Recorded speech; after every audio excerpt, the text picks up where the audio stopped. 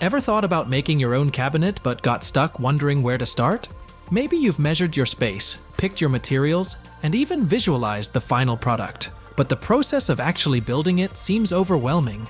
Here's the thing, making a cabinet isn't just about cutting wood and screwing parts together. It's about precision, the right techniques, and most importantly, using the right tools to get a professional finish. Today, we're breaking down a step-by-step guide and showing the best tools for building your own cabinet from scratch. So, keep on watching.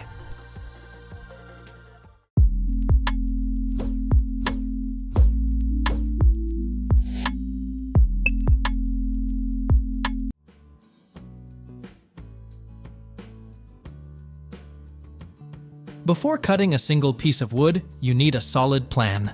A well-designed cabinet starts with precise measurements and a clear blueprint. Grab a measuring tape like Craftsman 25ft tape and note down the height, width, and depth you want for your cabinet. Think about how much space you need inside, whether it's for kitchen supplies, books, tools, or decorative items. Instead of relying on rough sketches, having a WorkPro 16-piece carpenter toolkit is great. This kit includes essential measuring and marking tools to ensure every dimension is accurate before you start working with materials. But even the best manual measurements can have slight errors. That's why a Bosch GLM 50C laser measure is essential. This tool provides millimeter-perfect readings, eliminating human error and ensuring that your cabinet fits exactly where you want it. Now that you have your design and measurements locked in, it's time to select your materials. Plywood is the most popular choice because it's strong, durable, and lightweight. MDF is great for painted cabinets, but tends to absorb moisture easily. If you want a premium look, solid hardwood like oak or maple will give your cabinet a timeless, high-quality finish.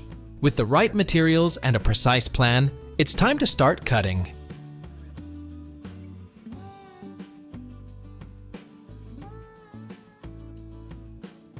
Now that you have a clear plan, it's time to cut your wood panels to size.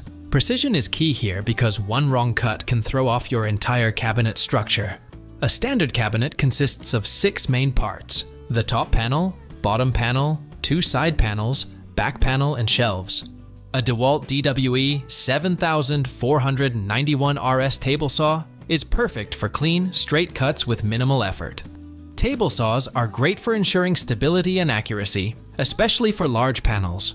If you don't have one, you can also use a circular saw, but to get perfectly straight cuts, attach a Kreg AccuCut circular saw guide.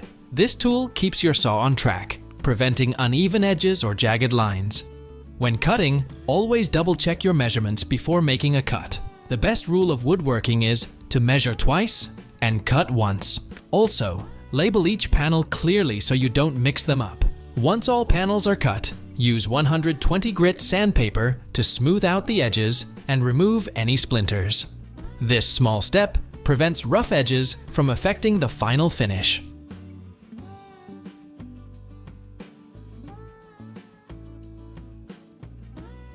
Now that all your panels are ready, it's time to assemble the cabinet frame. Start by laying the bottom panel flat, then attach the side panels using wood glue and screws. Alignment is everything here. If the panels aren't square, your cabinet will be unstable and difficult to work with. A great tool to hold everything in place while drilling is the Arwin Quick Grip clamps. These clamps secure your panels tightly so they don't shift while you work. For a professional-looking build, instead of regular screws, use a Kreg Pocket Hole Jig 720. This tool allows you to drill hidden pocket holes, creating strong, easy joints without visible screws on the surface. Once the side panels are secured, attach the top panel and then the back panel. The back panel is crucial because it provides structural support and prevents the cabinet from wobbling. Make sure all screws are tight and everything is flush before moving on to the next step.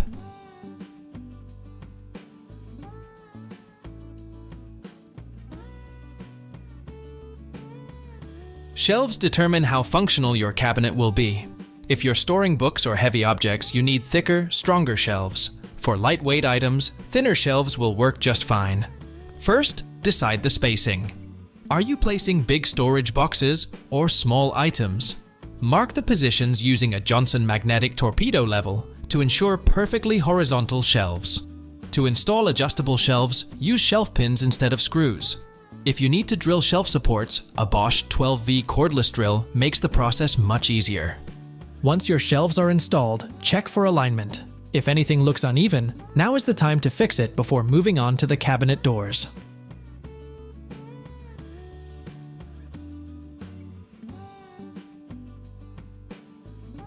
No cabinet is complete without doors.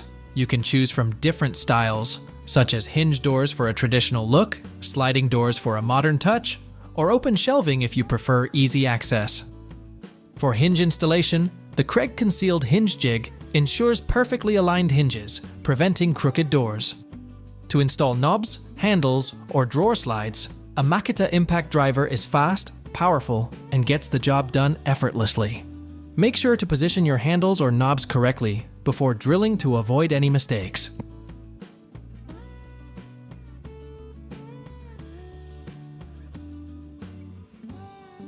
The final step transforms your cabinet from a raw project into a polished masterpiece. First, use a DeWalt Random Orbit sander to smooth the entire surface. Start with 120 grit sandpaper, then finish with 220 grit for a polished touch.